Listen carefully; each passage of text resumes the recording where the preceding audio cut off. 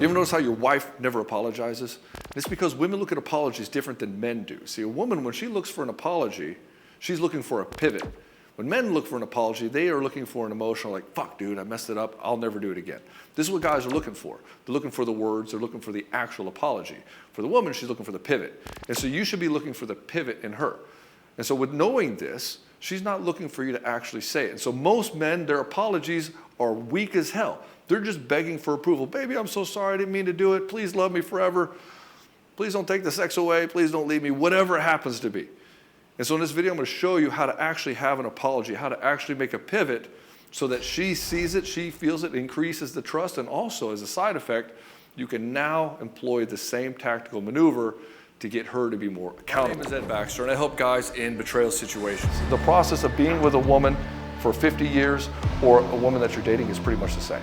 For us, it's just science. Because we know the patterns, we know the solutions. It's not that complicated. You have to make a commitment for yourself. That's what it means to be in Soul Seducer program. That's what it means to work with me directly. So that you can learn to handle your emotions, so you can learn to see right into a woman's soul and seduce her from within, to create this garden that she can actually thrive in. We'll get you to that place where you make the right decision for you and your chick. See, most men are not leading their relationship. They're in a situation where they're just trying to calm their woman's anger. How do I just navigate this place with my wife without pissing her off or upsetting her? And I just want to live my life peacefully, and I just want to get her off my back. I'm tired of the nagging, I'm tired of whatever. And so what ends up happening is the guy gives her lip service. And so he'll tell her some things, but it's not really backed up with powerful ownership or powerful change. And then when he does make this change, it's inconsistent. And so this is where you hear a woman say stuff like, I don't want to have to tell you to do things. I want you to just do things. And this is an abdication of leadership on a man's part. So if you're in this place where you're actually taking the lead in your relationship, you're going to own some shit. You're going to know what's going on in your house. You're going to know what's going on with your kids. You're going to be present in the ownership of the leadership of the family. Most men think that if I'm owning everything in the house, I have to do all the things. It's not necessarily. There's something called delegation. And your wife, most of the time, is okay being delegated most of the stuff she's already doing. She just wants to know that you are involved with the leadership role in the relationship. And so this game is the guy is always having to apologize because he's abdicating leadership in his relationship, or he's completely absent. Maybe he's working all the time. Maybe he's got a business, and so he's just not there. And so he's completely absent in the game of leadership. So we have a guy who's very weak. He lets the wife wear the pants in the relationship. He doesn't set boundaries, doesn't set direction, doesn't set tone. That guy's abdicating leadership to his wife. This is the wife that gets frustrated, upset, starts nagging, starts getting a bitchy attitude, starts resenting him over time because now she's seeing herself as stronger emotionally than he is. And if there's a place in your life, place in your relationship with your wife where she starts to feel stronger and more powerful than you, it's going to kill her attraction. Again, her attraction for you is based solely on your demonstrations of power and emotional power, power of habits, power of your word, power of consistency, of discipline, all matter in this game. It's not just the muscles and the cash and the social acumen. And so when she brings something up, a guy won't actually apologize appropriately by doing the right action. What he'll do is he'll just try to manage her emotional state. How do I just get her off my back? How do I deflect, shirk the blame? How do I not deal with the thing here? How do I just not walk on eggshells around my wife? And I don't want to deal with this collision. I just want to live peacefully, and I just want to do what I want to do. So when she sees this with you, she's like, you're like, I'm sorry, baby, I didn't mean to do it. She's like, yeah, that doesn't mean anything. That apology means nothing. In fact, your wife doesn't really give a shit about the apology. Your wife wants to see a transformation. She wants to see a change, a shift. And most guys don't get it. They're like, sorry, baby, I didn't mean to do it. Like you say some boneheaded remark, she's like, hey, do I look fat in this dress? You're like, baby, it's like the best dress. And she's like, oh, sorry, baby, I didn't mean to say it. I say boneheaded things all the time. So in her mind, she's like, dude, can't you see how your words affect the people around you? Can't you see how what's going on here? Can't you see there's probably a better way to say something like that? Don't you see me at all? Don't you try to care about my feelings? And she'll tell you all this shit. And you say, baby, I'm sorry. What's the problem? I said I was sorry. She's like, yeah, because she's looking for the transformation. She doesn't give a fuck about the apology. She cares about the transformation that's required to do it. And so the real type of apology needs to come up with, I understand what the transformation is. I can now elicit it to you properly. And now I can now demonstrate and have a commitment to the change that's going to ensue afterwards. This is what she's looking for. See, when you're begging for approval and you're asking for forgiveness, you're feeling all guilty, like, baby, I'm so sorry. Can you please be, don't be so mad at me and stuff. This is repulsive, weak-ass behavior. This is a guy who is being victimized by his wife, but he's living in a space of victim in her eyes. And she's like, holy shit, dude, that is not a powerful man. That is a bitch-ass victim. And it's repulsive to her. This is why the apologies never work. She's like, yeah, whatever. You apologize, she rolls her eyes and says, like you care anyway, like you actually do. If you just don't understand. And she gives you all this flack because you're not actually taking a step back, being a little bit introspective and seeing what's really going on within yourself. Like, fuck, I should have said it this way. In fact, there is something about my wife that I find unattractive in this dress incident. She's a little overweight or whatever. Like, yeah, I don't like that.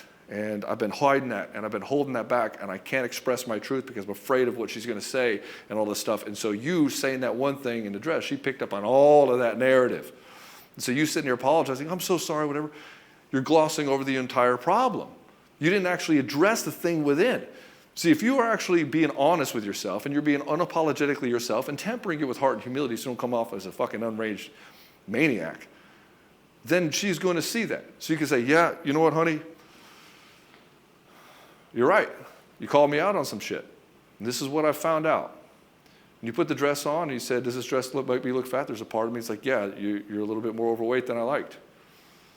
I know that probably hurts. I don't like it either. I don't like ever being in a position where I don't feel like my wife is attractive as she should be. I love the fuck out of you. I want to be completely and massively attracted to you. But that's where I'm at, and that's what came up in the beginning, and I didn't have an intention of hurting your feelings, and so, you know what? I think really it's a matter of we're just not feeling connected as much lately. I think we should be more connected. I think we should have some more time together and be present. And see, this is something coming from the heart.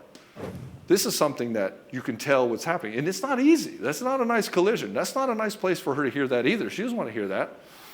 She wants to look beautiful in your eyes no matter what her emotional or physical state is.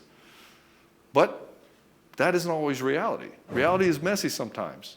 Attraction is messy. Attraction isn't a choice. You are attracted to things that you're attracted to, just like she's attracted to things that she's attracted to. And so you're going to have these collisions. And the honesty and the acceptance and the lovingness, in spite of all of this stuff, is what builds the intimacy in your relationship.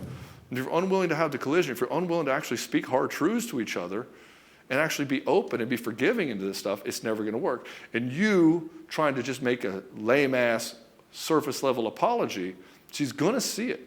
She's going to kick your ass for it.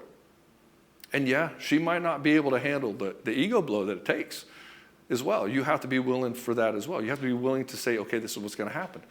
Your job is to speak your truth and to take your family into a better place. If you feel that this is shallow in the way that you're operating with that, you say that. Yeah, it's shallow. I'm kind of ashamed to say that it's shallow. That is something that I like, but this is where we're at.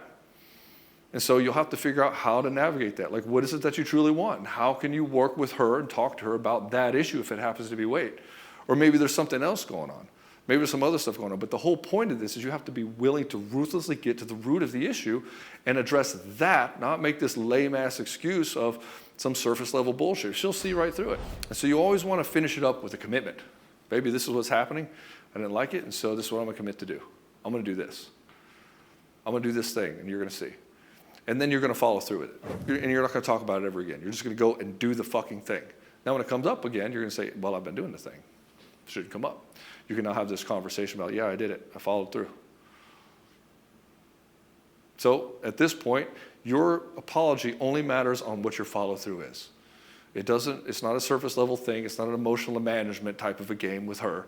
It's about how could you operate differently as a man in a way that she can trust. And she can trust your certainty and commitment more than your love for her. All right, my brother, I hope you liked this video. If you did, hit subscribe.